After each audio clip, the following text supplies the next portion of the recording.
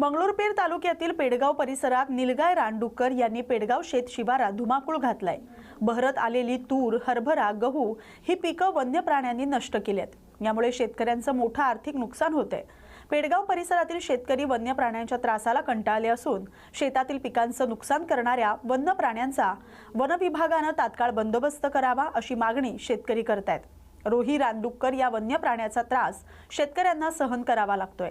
शेतकरी वर्ग आधीच आर्थिक संकटात सापडला असून शेतकऱ्यांचं झालेलं नुकसान वन विभागाकडून भरपाई होणार का असा प्रश्न शेतकऱ्यांकडून वन विभागाला विचारला जातोय। पेडगाव येथील शेतकरी आणि परिसरातील नागरिक यांनी अनेक वेळा तक्रारी निवेदन संदर्भात अधिकाऱ्यांकडे दिलेले आहेत। हे संबंधित अधिकाऱ्याने लक्ष देऊन शेतकऱ्यांचं नुकसान भरपाई मिळवून द्यावी आणि वन्य प्राण्याचा बंदोबस्त करावा अशी मागणी शेतकरी करतायत। या बातमीचा आढावा घेतलाय प्रतिनिधी विश्वास कुटे यांनी।